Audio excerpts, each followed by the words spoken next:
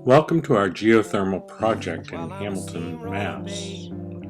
We needed to upgrade our electric from 100 amp to 200 amp before we got started. The electrician came in, moved the panels into the basement, and then the digging could begin. We started digging by moving plants and other things that were in the way, and that we were building an 80 by 20 by 6 foot deep trench. This pit would be dug to place horizontal geothermal loops in. As you will see coming up, there are 4 loops 80 feet long with a little divider between each of them. Through those loops we'll be running ethanol, which is good old moonshine. Our geothermal installer came with the loops and brought them to assemble on a Saturday. As you'll see coming up, he rolls them into circles and creates 80-foot long sections that he rolls up in a ball for later installation. Meanwhile, the excavator came over so he could determine where exactly to be digging this substantial pit.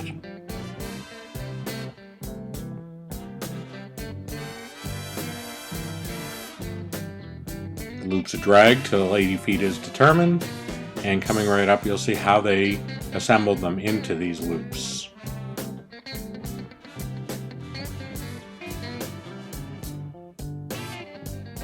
This system should be able to save us substantial amounts of money, along with a zero-interest loan through Mass Save and a 30% federal tax credit.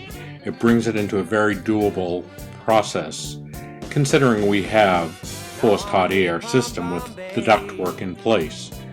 The geothermal unit is much like a refrigerator unit, with a compressor, condenser, and it compresses the gases, the freon, and raises the temperature substantially using the groundwater that goes through these pipes to temper the freon. Let the digging begin. Mike on the shovel did a great job. The digging could have been done in one day, but because we had to remove our furnace and oil tank prior to the driveway being dug up, he did it over a course of 2 days. A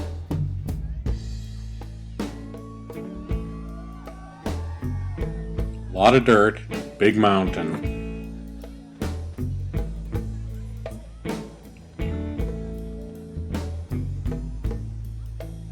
Company from Lynn, removal specialist, came to disconnect and remove the furnace and oil tank. It was nice to see that go. This system stands to save us substantial money once it's installed, and the heating is going to be very even throughout the house.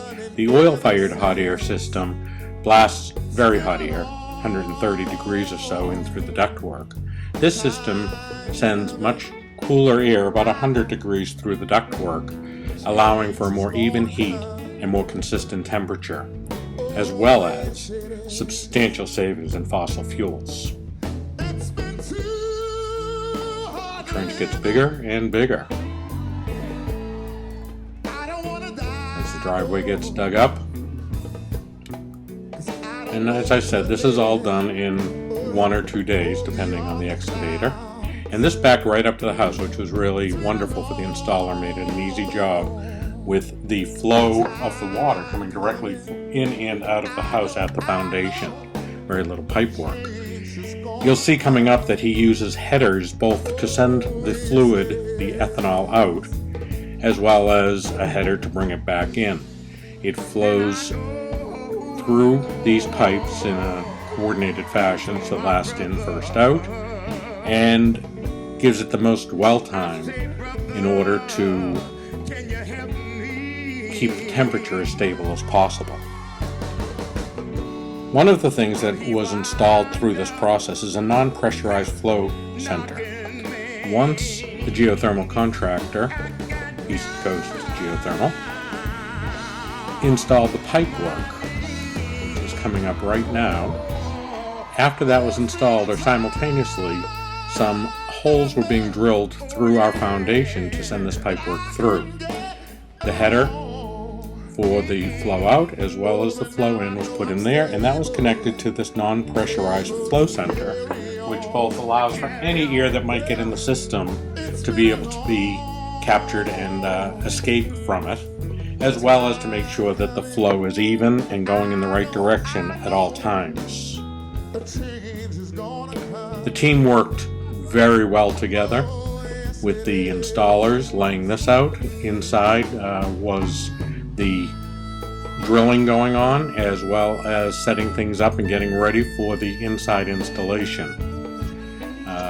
The excavator was there to make sure that everything was dug to the geothermal engineers' liking, and they worked straight through with the geothermal folks, electricians, plumbers, duct fitting people.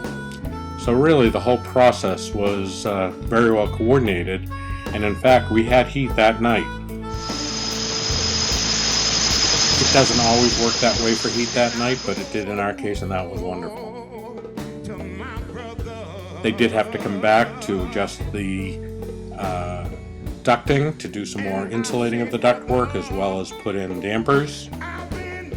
But the heat at this point, I'm sitting in a very toasty room as I'm recording this.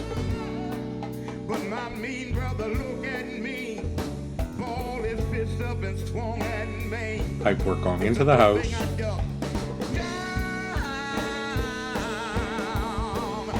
These are the headers being put together.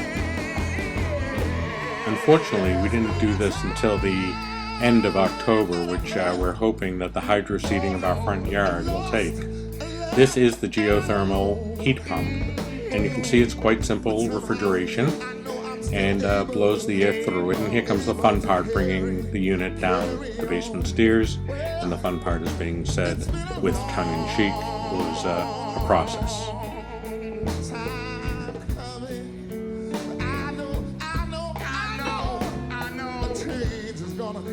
We got it downstairs now, and it's time to do the hookups.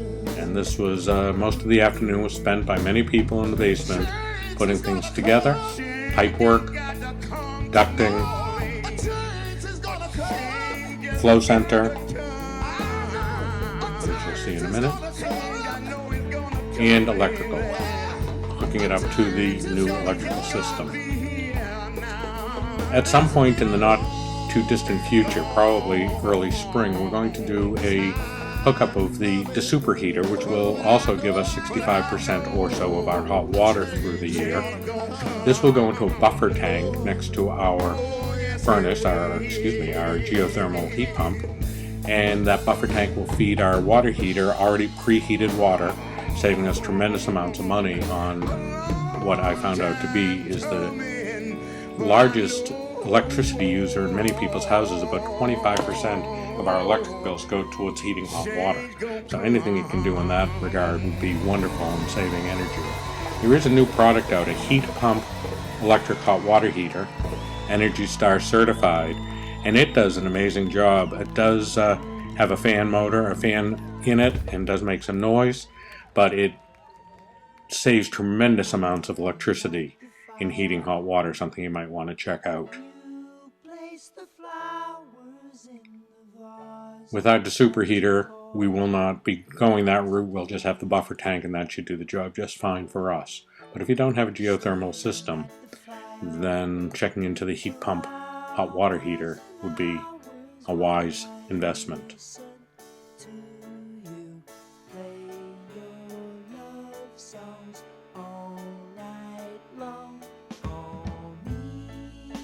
This is hooking up all of the water pipes for the ethanol to flow through into the headers outside, and you can now see the non-pressurized flow center against the wall. They did a pressure test on all of the pipe before it was backfilled and made sure nothing leaked, and now they're running water through, straining it before they put the ethanol through the system and close the system. Now this is a closed loop system. That ethanol will never need to be replaced in theory, and it should, in my lifetime, just not need very much service at all. The pipe that goes underneath the ground is actually NASA invented, and it's rated for 200 years. It's guaranteed for 50 years. And just straining the fluid going through, making sure they get all of the air out of it, and simultaneously the backfilling out in the yard is happening now that everything's been pressure tested and they know that the pipe work is nice and secure, all the welds held.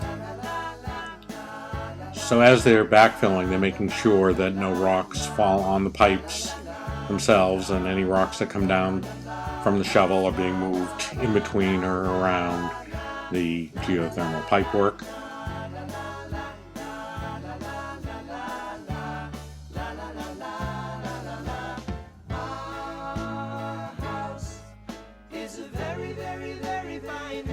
As far as I know, this is one of the first in the area of our particular locale to be installed, and I'm very excited to share this with you, and that you might consider putting geothermal in your house if the application is correct. Certainly any new applications, new construction will work, and retrofit if you have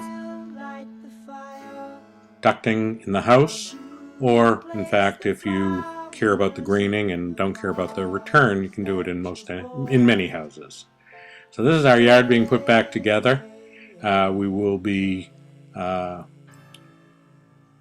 in the spring doing some new planting, fixing our driveway, and this is the completed inside, everything hooked up nice and neat. A little bit of insulating still to do on the ductwork, but all in all, we've got a geothermal system. We're nice and toasty and have wonderful consistent heat throughout the house. I hope you might consider a project like this in your future. Please feel free to contact me if you have any interest.